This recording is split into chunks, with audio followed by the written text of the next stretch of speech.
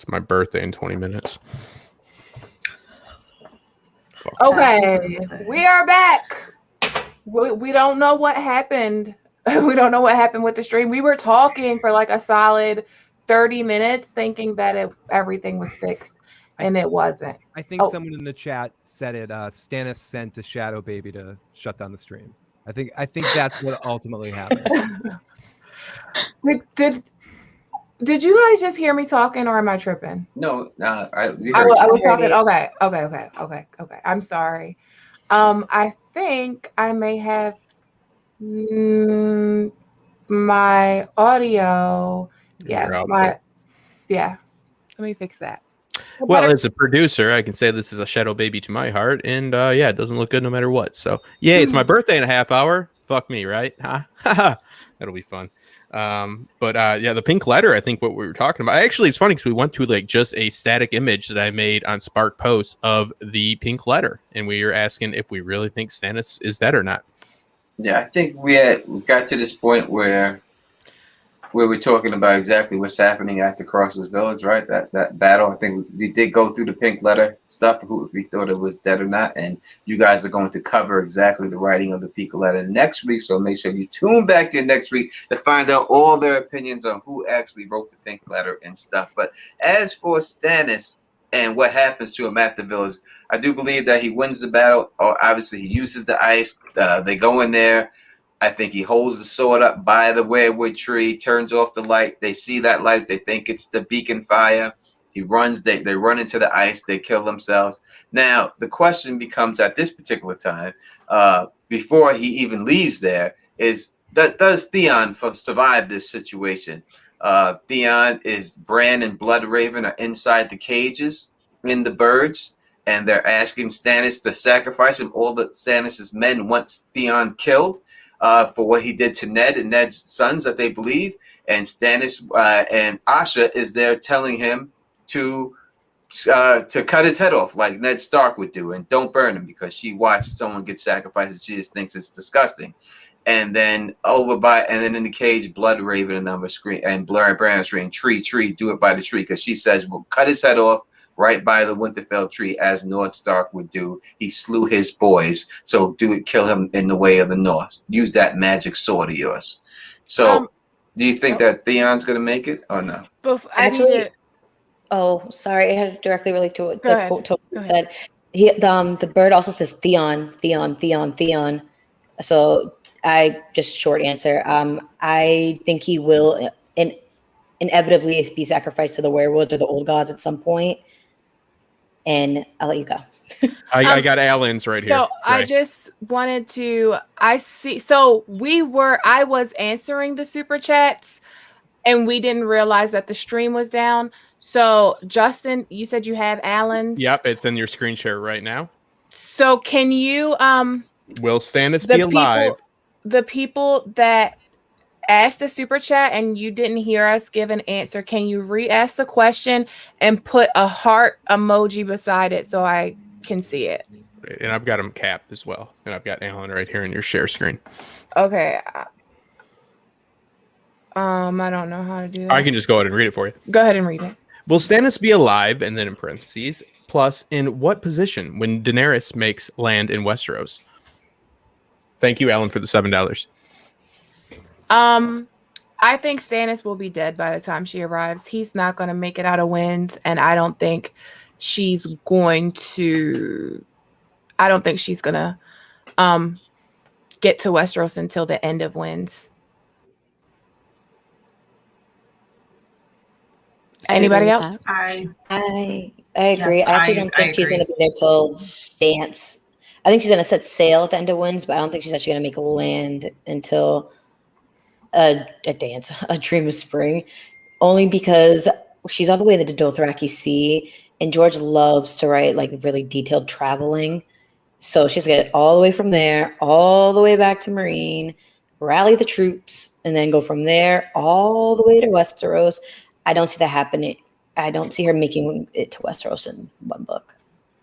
It depends if you believe some things that the show shows us. If the show does show us her fighting the White Walkers, if the White Walkers' main attack is going to happen in Winds of Winter, I don't believe they'll be defeated there, but if it does happen and she's going to be a part of the battle, it's a good chance that somehow she will be a part of the battle when it comes down to it, at least during wins in some way. So I think it's possible that they could meet. I don't know if she's going to be on the Iron Throne or anything, but she could make it to Westeros while Stannis is still in the North. I agree, but then I kind of don't, because I want him to die before Dany gets there. It makes more sense for him not to be in the picture when Dany lands. To be honest, though, for the story, it does. It's more neat that way. And I'm a so-called stan, or whatever you want to call it, douche stan, whatever. Mm-hmm. So I most definitely think that he. Go ahead. Go ahead. Oh, I most definitely think that he dies in Winds of Winter. I think, we're always told, and we're picking up on it through foreshadow, that Winds of Winter is going to be bleak as hell, and I think that one of those bleak things that's going to happen is someone as implacable as Stannis is going to die. Now, I'm not going to claim to be an expert on exactly how I think he's going to die. I think that whether metaphorically or not, whether literally the winter or the winter that the White Walkers bring, I think that's what gets him. The winds of winter get him before Dany makes it to Westeros, because I think it's just too busy with all the usurpers and the claimants to the throne and all that other stuff. It would just be too much of a cluster cuss to add another claimant to the throne on top of it. Yeah, I agree with that. We have another super chat from No. Thank you for the super chat. Rob's turn too would come in time. It was like a cold breath on the back of her neck. When the time comes, I will not hold you back. Brienne versus. Is that a goat? Is that a goaticorn emoji? I think a stag. Seeing what you want to see. It looks funny on the screen. I honestly do not think that Brienne is going to kill Stannis. I think that's what she's asking, because she's all the way in the Riverlands. I don't think, I actually see why the show went that way, but I don't think, I think he's going to be severely injured in the Battle of Winterfell, not killed, and possibly taken back to the Wall. Yeah, it fits for the show, not for the book. Yeah. So we had a super chat before. I was reading the super chats, but apparently you guys couldn't see them. And it was, I know I had one from Maud Mary. And I answered it. She was saying, do you have that, Justin? I can get it for you. Give me 1 minute. Just go ahead. I think I remember the question. She was saying that the point of the story, that George R.R. Martin is making the point of the story being like these kids coming from these horrible parents, I think she said. Yes. That's what we were talking about. The bigger picture. The bigger picture. R.R. Martin is painting. All these children of the messed up parents endure to do what's right and to create a better world. What up to the beautiful hula hooper Smokeahonis just stepped into the building? Oh, hey Smokeahonis. Yeah, and I agree with that. I agree that George has basically said that in his outline, that it's a coming of the age story, and Ned Stark had to die so that Jon and Sansa and Bran could step into their own. Yeah, and I've got the right here from Maud Mary. I think we are missing the bigger picture. GRRM might be showing us the stories about the children of all these messed up parents, the challenges created by all adults. And I'll just add on to that George definitely wants us to be in conflict with each other. We have the most noble, stupidly ethical man in the realm that is boasting in shipping Stannis. And then the first introduction in both book and show, besides a mention, is Stannis burning people like some fervent religious zealot, right? So there's all of these George. I mean, come on, it's all about the struggle within, right? It's all about what's the famous quote from his famous Faulkner, right? Mm-hmm. Yeah. So yeah, the biggest battle is the battle within. And I mean, God, I have so many quotes. I can't think of that one right now. Somebody save me. But yeah, it's within, and he wants us to be torn. The human heart in conflict with itself. Yes, there you go, Faulkner. And the other one was from Wisdom Minari. Everyone is entitled. Dany is literally an exiled princess. Also, being a fighter doesn't make you a good ruler. Robert Baratheon told us that, and that is facts. Thank you for the super chat. I completely agree with that. And I want to, like, can we talk about the human heart and conflict with itself real quick? Because I posted on Twitter earlier today, and I want to run this theory by you guys. It's crackpot time. What do you think about Melisandre being at the wall? Jon's dead, and then Stannis gets severely injured in battle or killed, and Melisandre then takes Stannis's followers and take him back to the wall to get Melisandre to help him. And so she has this person that she's been saying, you're Azor Ahai, you're Azor Ahai. And then you have Jon Snow, who she's been having some visions about. And she has to choose one, just to choose one. Who would she choose? And do you think that makes sense for her? Nim? I think she's absolutely moving over to Camp Jon. She has been looking into her fires and hoping to see Stannis when she asked for Laura to show her Azor Ahai. And she's not seeing Stannis. She's seeing Jon. She's seeing a wolf. She's seeing a boy turning between a man and a wolf. And she looks out and sees nothing but snow. Like, she's going over to Camp Jon. She's realizing that Stannis was the vessel to get her to Jon. Yeah. And she would absolutely go over to Jon in a heartbeat. I hate to be the party pooper on that one. I think Jon wouldn't be put in an ice cell for that long if they're preserving his body that it would take to get from Winterfell in the middle of winter all the way back to the wall. Like they said, like Stannis was outside of Winterfell for what? A 3-day ride from Winterfell for 19 days. And the snows are only getting thicker, and the further north you go, obviously, it's going to be even worse. I'm pretty positive Jon would already be resurrected by then, but that's just me. I mean, I said it in the last stream. I said it almost reminds me that Mel is like, you know, and not to like give her some disservice, but like a high school like baseball, like a college like scout for high school baseball. Like, and Stannis has a hurt arm, so she's like hanging out at the wall to see if like Jon might come to something, but then he's dead, so she might like go, and that's what actually makes me think. And great, you're the one that made me actually think this. Mel might have something to do with that pink letter. I think that she might be trying to drive both of her potential profits to the same place. That's just my opinion. Yeah, it comes down to the point where would Jon really accept her like that? And I don't know if Jon truly would accept her the way Stannis has accepted her. I don't think that she would get that same love that Stannis gave her from that. I don't think it would be like that. So I don't see it going down like that when it's all said and done. I think she does try to jump ship to Jon. Yeah, but I don't know if Jon is actually going to allow her to do it. Like say, I don't think he's gonna accept it. I agree. Alicia? Well, I don't really see Jon getting locked inside Melisandre's heart-shaped box for weeks like Stannis does. But if she resurrects Jon, there's going to be... I mean, Jon's whole thing with Melisandre is like, you're useful to me and then we'll talk. You know, so kind of, you know, if somebody resurrected me from the dead, I believe a lot of their claims after that. So, like I said, or like someone said earlier, like, I don't think he's going to be fervently for her, but he'll see her as useful and an ally at the least. Nim. Someone in the chat just said, going back to the grayscale outbreak, they think Shireen's going to be burned to prevent a grayscale once it starts to spread to someone else.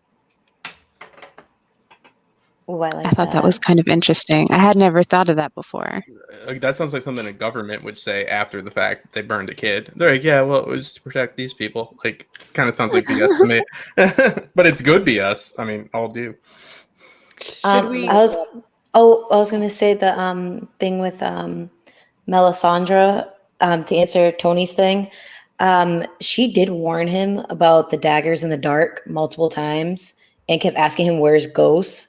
So I'm not sure if he's gonna remember that as soon as he wakes up, but if he does, I think that would help kind of add a little bit more credence to her, like usefulness, and if she brings him back.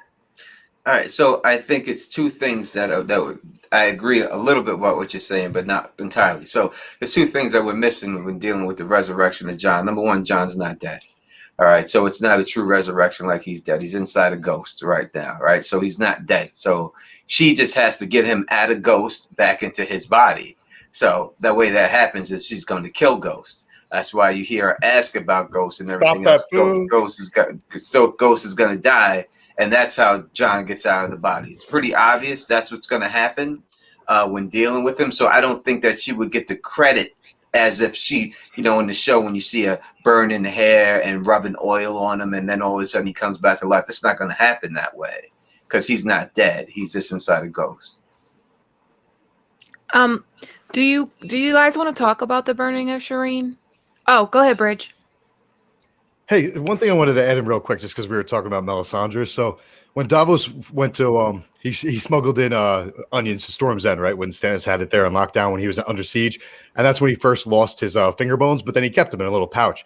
When she's talking about her glamour magic in the one Melisandre chapter in A Dance with Dragons, she mentions that it's a bag of finger bones. I think she basically stole them during that night at some point. So I think we should expect to see her glamored as Davos at some point during this all these events. Like it could be related to Shireen, for example. Like if she I think Stannis is going to send a letter up there saying to burn Shireen, but then who's actually going to listen to it, right? Like if she pretends to be Davos, who's the hand of the king, then she can actually enforce Stannis's will, which is to burn Shireen. I just imagined the Davos actually showing up, and it's like that Spider-Man meme where they're all just pointing at each other, and it's like glamour. It's Melisandre Davos and regular Davos. Yeah. Sorry, have a serious point. I'm sorry. Okay, so we've actually discussed the possibility of Melisandre showing up as Davos quite a few times in our Discord server because we got hooked on this finger bone theory for a long time. We were wondering, is this just like you need finger bones to glamour as anyone, or do you need someone specific? What is the protocol here? Because obviously we don't know this, Eastern magic that they've got going on in here, but we have a lot of clues that Melisandre would try to step into Davos's skin. Davos and Mel are kind of like the two sides of Stannis's conscience. Davos is the good little angel on his shoulder, and Mel is the hot little devil on his other shoulder. And they are whispering in his ear saying, no, do this, no, do that. And I think that she would see it very fortuitous for her to step onto the other shoulder and pretend to be the good angel.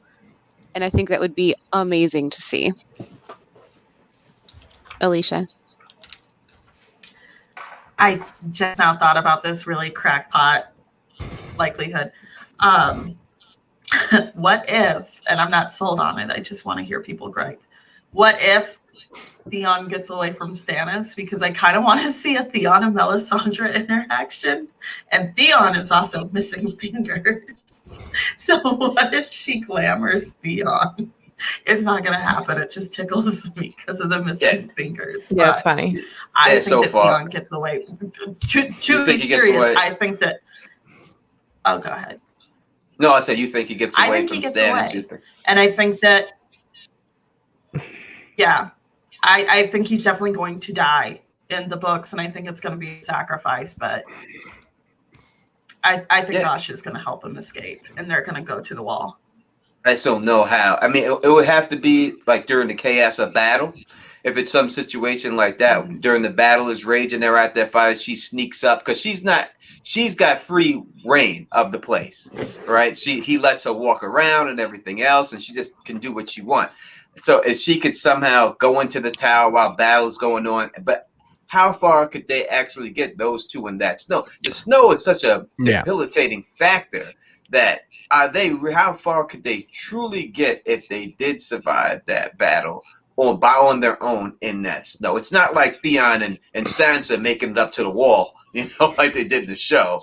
It's not that situation. So, and in his condition, the guy's like a 90-year-old man. He's got no toes, he's got no fingers, he smells like shit. He's he's all over the place right now. So I just don't know if he physically could actually make that trek with just them two. What is it? 25 foot of like they say like actual like being able to see 40. like 40. Oh, 40 feet of snow Yeah. deep when they jump off of the 80-foot tower. Stannis is keeping Theon alive. You know what I mean? So like I do think that Theon's gonna stick with Stannis for better or worse. Oh, actually someone did you have to say something? I'm sorry. I was gonna say, Ara, go ahead.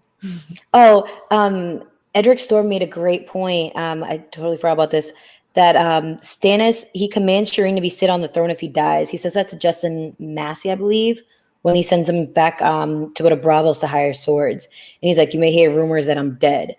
And he's like, well, what if I do if you are dead? And he's like, well, you're going to put my daughter on the throne. So it's very interesting to see how that comes about to him actually burning Shireen, since George did confirm that. Well, yeah. Edric must have just watched my video, because I just put a video and said that whole thing last week. Yeah, I mean, it's that's what it is, right? So the factor is that he says to Justin Massey before the pink letter is sent, and that goes back to the pink letter, he says to him, you may hear that I'm dead. It may even be true. And then the pink letter that gets sent to Jon just so happens to say that he's dead. So he's going to get up there with fake Arya and his thing, and he tells him, you got to put my daughter on the Iron Throne. So if he says he has to put his daughter on the Iron Throne, I think if Justin is loyal to Stannis like he is, he wouldn't allow Melisandre and them to burn her. He would take her and take her to Bravos. We know that Stannis does get the troops from Bravos that he wants there, you know what I mean? He has to get it because he gets them in the show. So most likely he's going to get the Bravos. He's with the Bravosi banker to go retrieve those troops. So it's a chance that she survives it by going out with Justin Massey and going to Bravos, and she sneaks away with him and he saves her life. So yeah, that's what I just put out. I just put that one out there saying that stuff. So I would think that's the only way she can survive. It would be that situation. In the funding would still come too. That's a smart move on Stannis to say, you might hear I'm dead and I may be, but like just setting the precedent for give Justin Massey and Shireen those troops, like keeping the cause going. That'd be a motivation for him saying something like that. Because Stannis says it before. Mandy, Gray, your mic was muted. Mandy, I think. Gray, did you want to move on to Shireen being burned? Yeah, I did. But I was saying you could go ahead, though. Oh, thank you. Okay, so I actually have a couple of quotes that I took out of Davos Chapter 5 from A Storm of Swords. And they are from Melisandre discussing the sacrifice of Edric Storm. And the first thing she says is she hits us with, only death can pay for life. And then she says, the Lord of Light cherishes the innocent. There is no sacrifice more precious. A great gift requires a great sacrifice. And to me, that is heavy foreshadowing of talking about sacrificing Shireen to bring someone back. Or at least, like Tony says, to suck Jon out of Ghost, however she's going to do it. But saying that the innocent is a precious sacrifice to the Lord of Light, and that death can pay for life, which we've only ever heard from Mirri Maz Duur, and basically saving someone's life, but them coming back incredibly changed and different. I think that is huge foreshadowing of that. I 100% agree with you, but I don't think it's for Shireen, it's for Ghost. So when we hear Mirri Maz Duur say, when she's going to try to save Khal Drogo, and what she says to him before she cuts the horse's neck, she says, strength of the beast go into the man, strength of the man go into the beast. And then she cuts the neck of the horse and the blood goes all over Khal Drogo. But he's not a warg. He's not inside of the horse, so it doesn't work Now, when we look at Vlad Sixskin's chapter about warging that we see in the beginning of this book, the first time that he wargs and he's inside the dog, he has no idea that he's inside the dog. The only reason he comes out is because his dad kills the dog, and then he's forced out of that dog's body, and he feels the pain of the dog, and then that's when he comes back.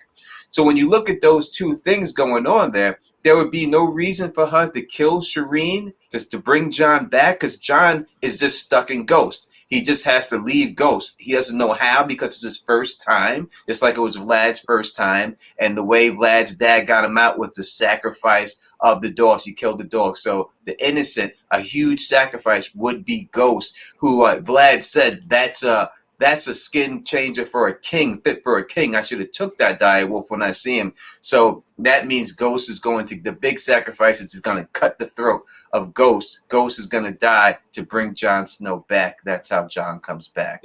I think her obsession with King's blood is going to play into that at all. Like, Yeah. that's all we've heard from her is the power of the King's blood. I think Stannis burns Shireen. Nim and then Alicia. Yeah. I mean, Nim, Ara, and then Alicia. Ara, go ahead. Sorry. I'm like pointing arrows and stuff. I think Bridge wanted to go at some point. I don't know. Oh, and then But Bridge. I'm sorry, guys. let's I'm circle so bad at this. around. I guess, should we circle around, I guess, and say like Yeah. our opinion on if we think she's going to die?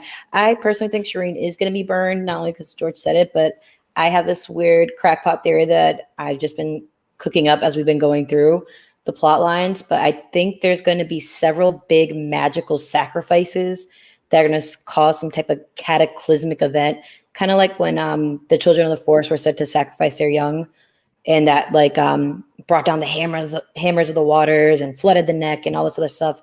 So I think the death of Shireen, whatever Euron's doing down in Old Town, that big old sacrifice, it may be some other thing that we had not quite sure of just yet.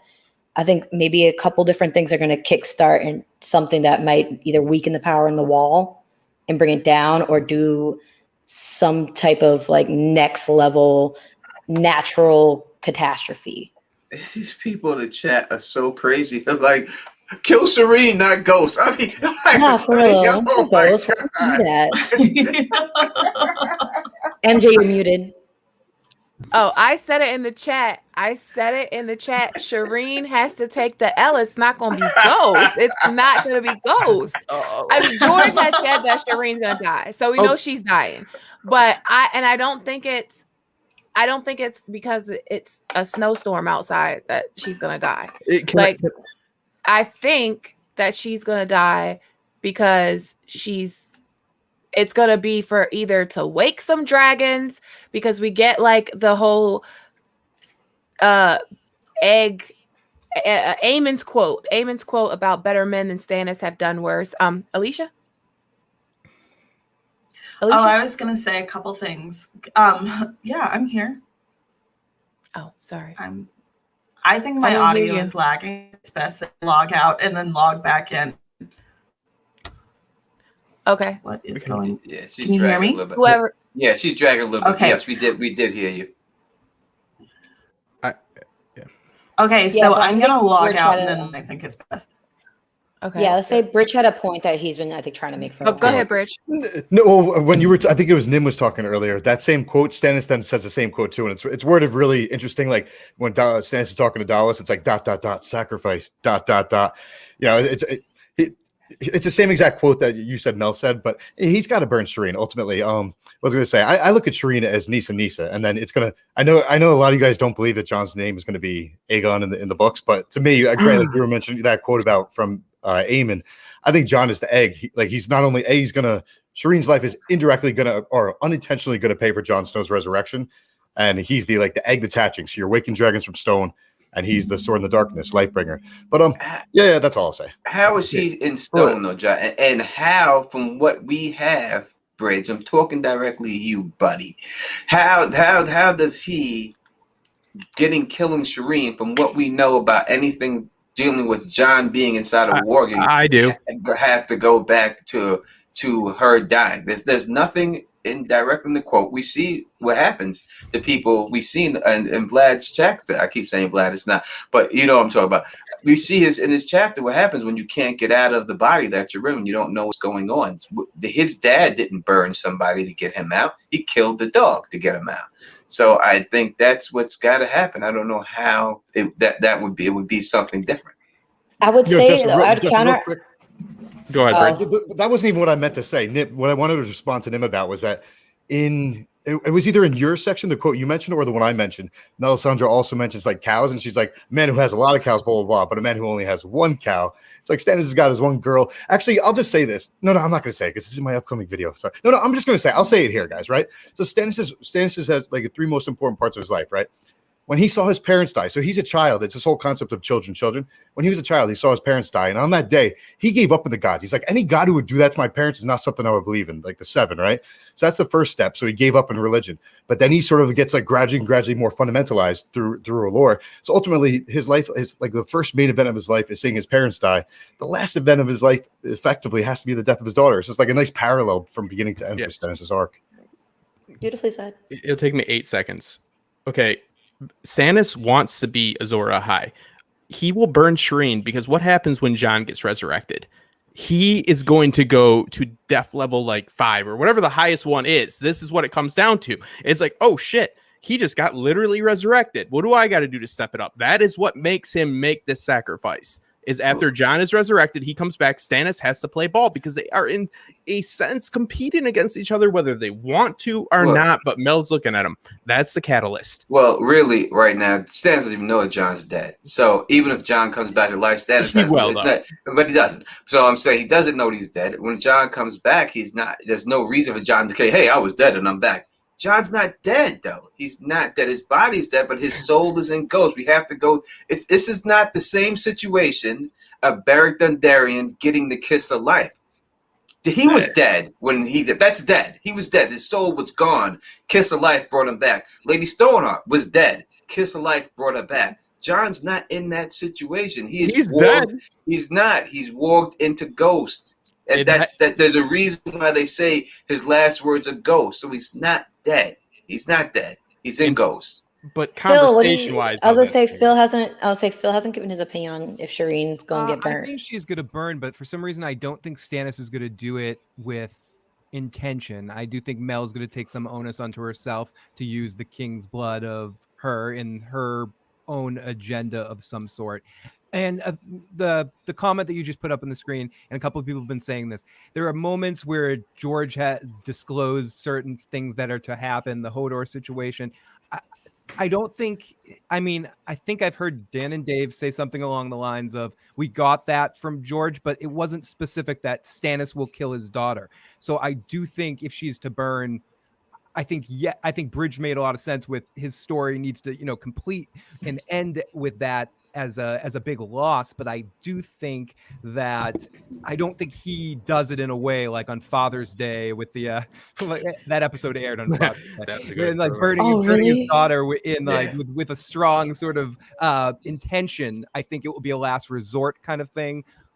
Somebody in the chat earlier suggested that maybe he'll see the others break through the wall and that will urge him to go to a last resort by burning his daughter. I think it's going to be for some. I don't think it's going to be to bring Jon back, I guess, or 100%. Not intentionally. I think it's going to be for a different purpose that Shireen gets burned. That's what I agree. She may burn. I'm not saying that she's not going to burn. That's not what I'm saying. I'm just saying it won't be for the resurrection of Jon Snow. That's not how Jon will get back into his body because Shireen gets burned. But I was saying that that's his reaction to that because he needs to step it up. I think Mel will play them against each other. That's my point. That's the catalyst. She's not thinking that she needs to get him back through this or anything like that. But Mel might say, hey, this guy just got back, whether it's through Ghost or not. What are you? I mean, she's played this before. She's played it before. Yeah. Go ahead, Alicia. Yeah. Is Melisandre not been manipulated? Now that you've called on me, I lost my train of thought. And so I'll carry on. Oh, actually, I was going to say to Tony's thing earlier, I don't think Ghost is going to die specifically. And I know we're probably going to get more of this into Jon next week. But there's another warg there, and I think it's a common knowledge amongst wargs that they live their second lives in their animal, and he doesn't have another animal. Then I would think it would be best for them to keep Ghost around just in case Melisandre's thing doesn't work. He's still somehow existing. I hear what you're saying. I just think that if we go by, I don't think that they put in the books in the last chapter that the first time he got up with his dad had to kill him and he felt the pain. I don't think they just did it just to do it. I think George is explaining that when someone is when a warg is inside of their wolf for the first time and they don't know how to get out, this is how you get out, to kill the dog. So I think John's going to be, when this chapter starts, and I'm sure y'all get into this next week, but John's most likely going to be in this wolf for a little while. And, as I said in the video when we did John, I think he's going to be like they have the ghost of Winterfell. He's going to be the ghost of the wall in the wolf, killing all the people that killed him at nighttime. And then people will be scared to go out there at night because he'll be killing them and stuff. But he won't realize that he's really, he'll be stuck in there. He won't be able to tell anybody that, hey, this is me, John. I'm inside this body while his body's in the ice cell. And eventually somehow Melisandre will pick up on it. And then when she does, that's when she'll have no choice. I don't want Ghost to die. Don't think it's something that I hate. Kill Ghost. That's not me. I don't think that. I just think that this is the way the book is going to go. And I'm just giving you my opinion on the book. I'd rather him not die. But I just think that all the direwolves are probably going to get it in the end when it's all said and done. And you propose he's going to stay in Ghost for a while. Yes. I was just going to say, Alicia, I think you remembered your point, or MJ. I'm so sorry, guys. I don't know where y'all are at on my screen versus your screens, but yeah.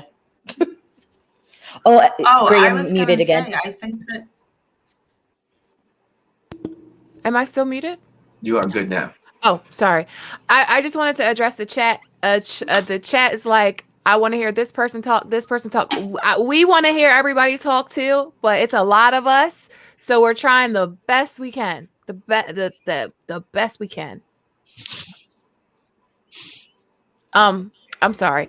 I think that I had a point, but then it went away.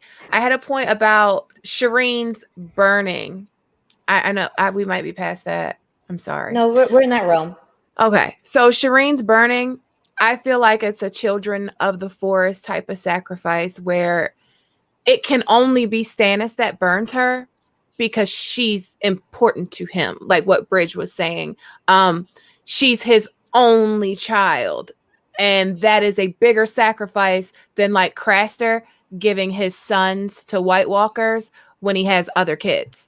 It's not that big of it's a sacrifice. It's a big sacrifice. It's a baby. It's a male child. But at the same time, Shireen is Stannis' only child. In which he never gave up on.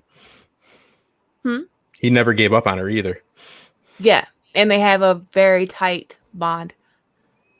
So yeah, that's the point I wanted to make. But I kind of want to talk about we got a super chat. Yay. Lord, thank you for this super chat. Reflective rambling. Lord Corliss Whitefire had asked the question on sacrifices, a great sacrifice. Who does it have to be a great sacrifice to?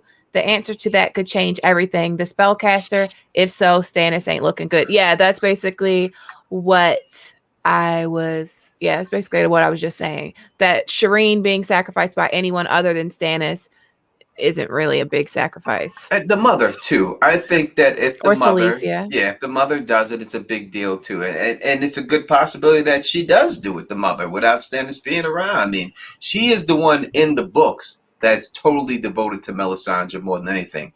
It's her. She's the one. So if Melisandre tells her, listen, something's wrong with Stannis, this is what we got to do to save him, because she gets that letter and he says something, I could see the mom doing it 100%. I could see the mom saying, go ahead and do it. We got to save my husband. I could see that happening.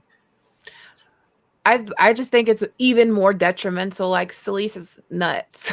Selyse is nuts. So I think it's even more detrimental if it's Stannis, but it would be still a sacrifice. It would be a significant sacrifice if it was her mom as well. So I do agree with that. I also wanted to talk about one of the things that I think is going to make it hard for Stannis to.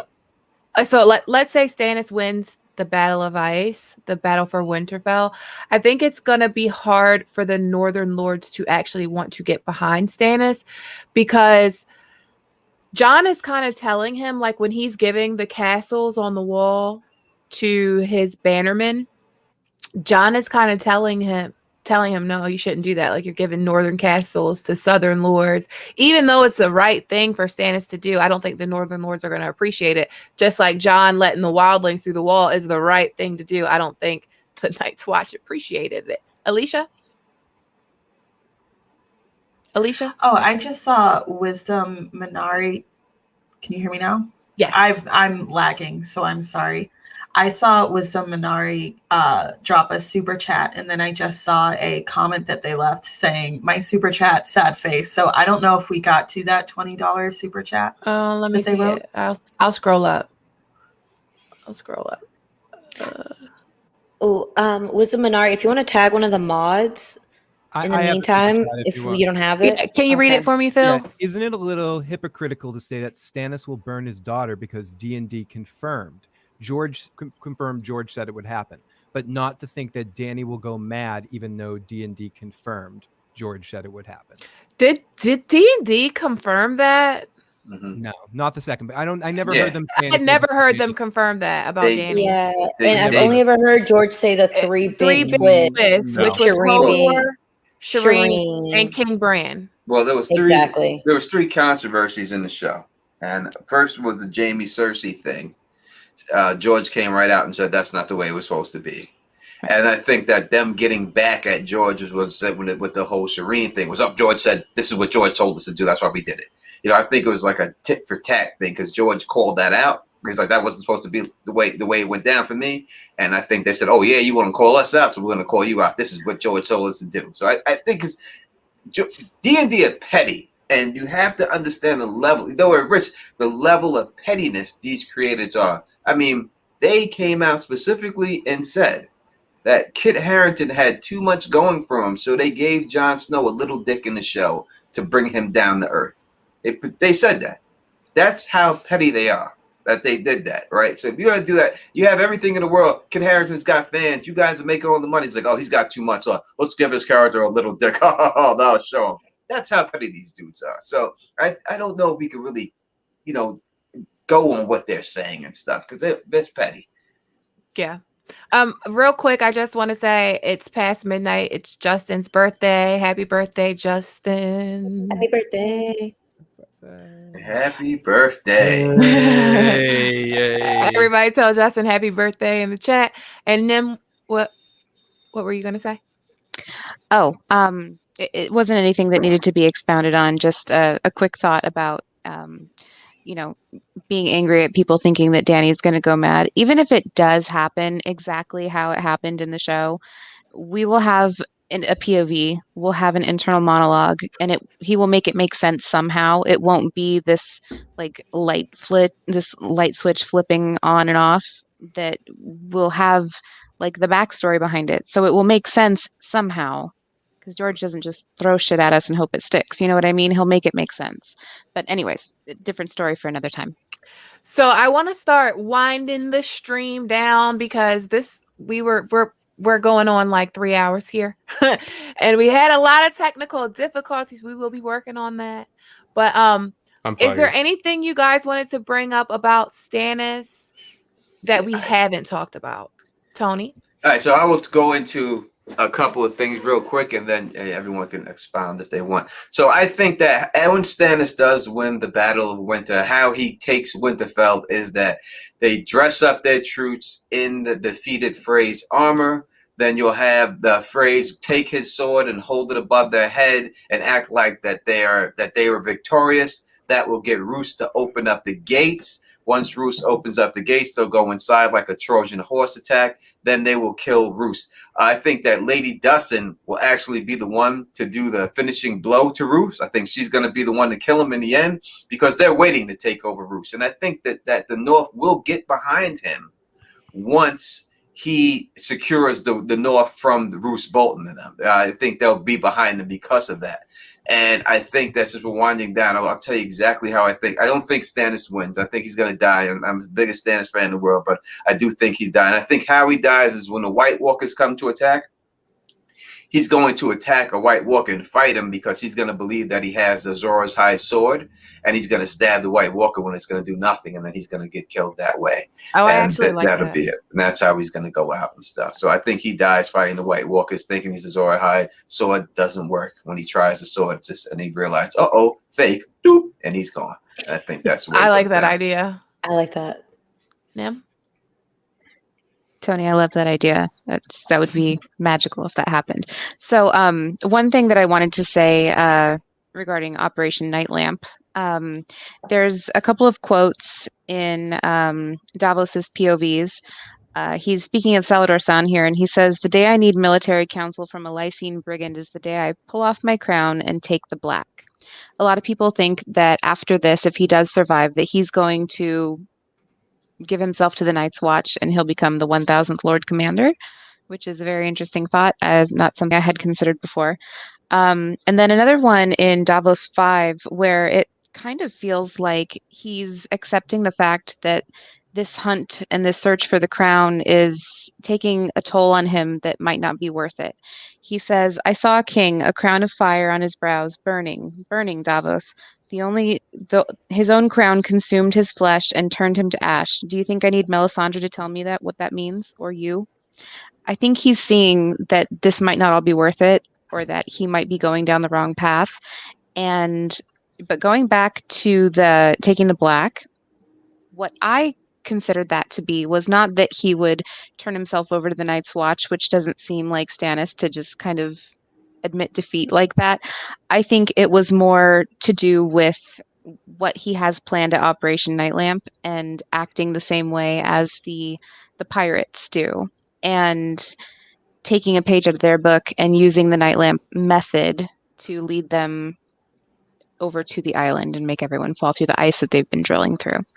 So I think that was the only thing I wanted to add. And just shout out real quick to the originator of the Night Lamp theory, Cantus. He actually came on an episode of Obsidian Nights with me. We covered Bran's Coma Dream. Really fun guy. After the stream, I'll link the Reddit essay, the whole essay, in the description because it's really, really good. I also want to thank John Shank. Thank you for the $9.99 super chat. And Ara? Yeah, actually, kind of tying into both of Tony and Nim's points, I personally think that Stannis is going to somehow fight in the War for Dawn. I think that is ultimately where he's going to die. But I think history is going to kind of brush him aside.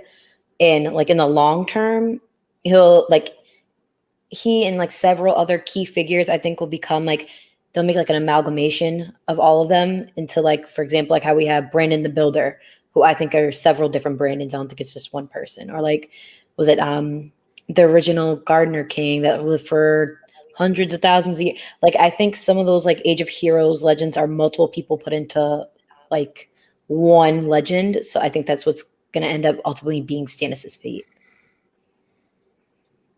Yeah, I agree with that. Do you think Quinn had asked this question to Jeff?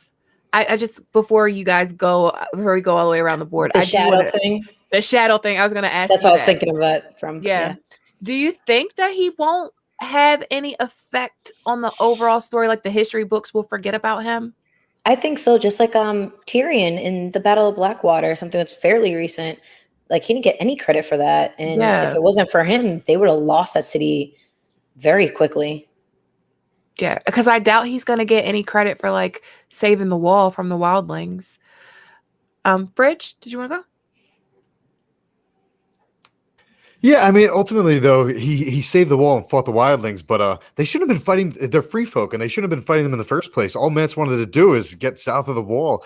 So it's kind of like I don't know. I think like the world's going to be a changed world where they sort of embrace a free folk, or at least I'm hoping it will be.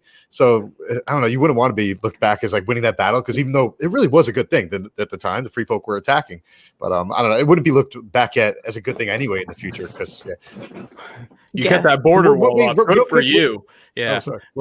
Real quick with Nim about Davos, just I got to say this because he was my favorite character at some point for about a year. So I think in the books he still has like 2 kids and a wife that he's been thinking of like all the time. So let's hope he can go back down and see her.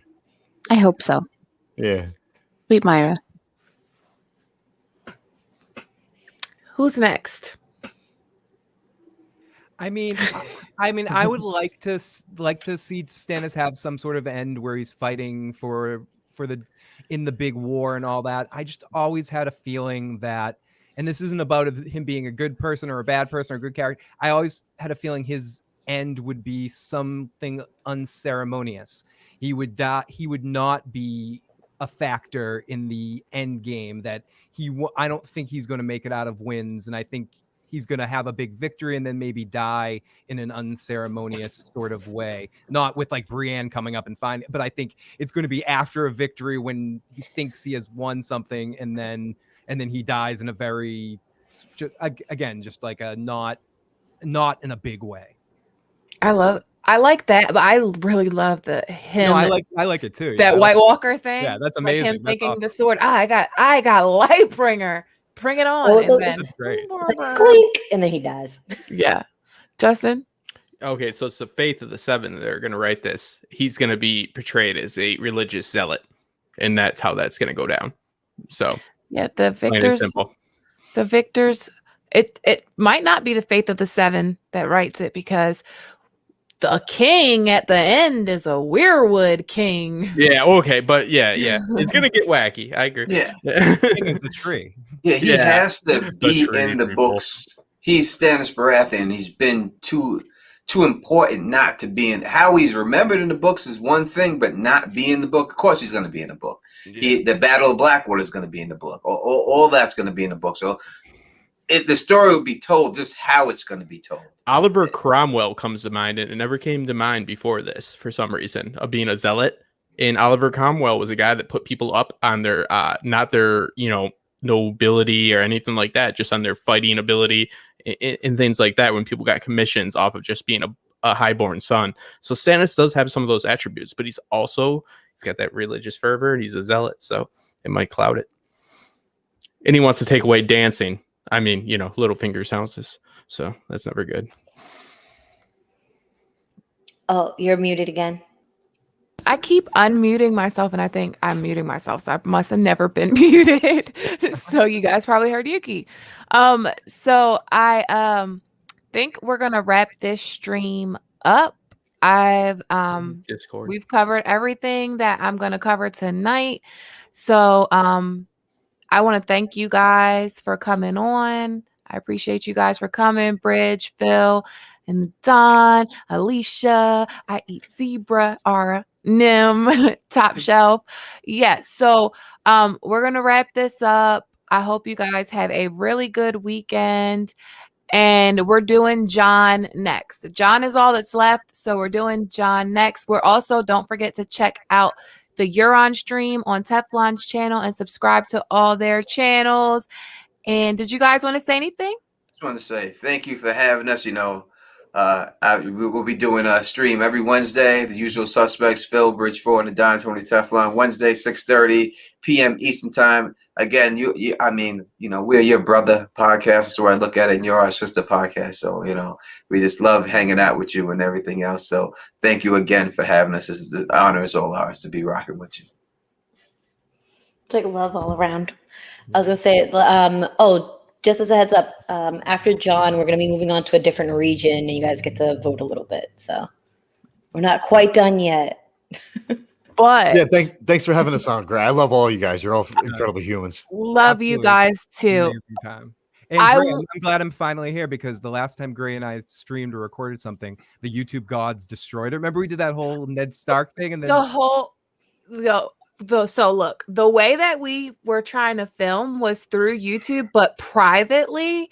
So me and Phil are like watching an episode. I think it was The Lion and the Wolf. We're watching The Lion and the Wolf. We talked for like 45 minutes afterwards too, and it was like, and it just like copyright claimed it, and it was private and didn't record it.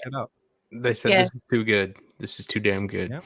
So it's good to finally be on. And thank you. It's awesome to talk to all you guys and listen to everyone's opinions. It was a lot of fun tonight. And thank you to everyone. We're going to do are we doing you're coming on the channel right now, right, Phil and Bridge? Yeah, I'll be on for a bit. All right, good. Yeah, we're gonna. They're getting ready to do their after dark stuff. Yeah, we're gonna have a dark tonight because I got my niece's birthday party tomorrow, so I don't know if she shares a birthday with me. How impressive! Yeah, no, but it's always a pleasure to be with Tony, one of the first in the game. Bridge, who's like an encyclopedia and knows everything and has such good videos. Don't shake your head, Bridge. Well, fine, shake it if you want. And Phil, who I always give praise to, and just being one of the most actually practical and pragmatic approaches to everything, and I kind of appreciate that. So you guys are true entertainers, and these ladies are the best as well, obviously. And then I'm just here for now. Nim? So first, I just want to thank you guys so much for crossing streams with us. And we are super excited to do John next week, so make sure you don't miss it. If anybody wants to be scheduled for the Obsidian Nights podcast or wants access to the Discord server, just send me a DM on Instagram or Twitter at Nim's Shadow. And also, this won't be the last time you see the usual suspects on Direwolf City. And it might be a little House of the Dragon stuff coming when House of the Dragon comes out. We can't talk about that right now, though. But I want you guys to have a good night, a good weekend. Thank you for all the super chats. Thank you for all the support. You guys support me like no other. You guys support all of us like no other. Love this fandom. And yeah, okay. also, no. Also, there may be something else coming with the Direwolf City crew. Can't tell you what yet, but there is something in the works. And it starts with a P. And it's not podcast. It's propaganda. Don't say that. That sounds crazy. It's propaganda. That sounds crazy. Don't say that. Preposterous. All right, guys. Have a good night. Thank you so much. Have a good weekend. Bye. Okay. My sweet summer children. Have a good day. Have a good day. Good night.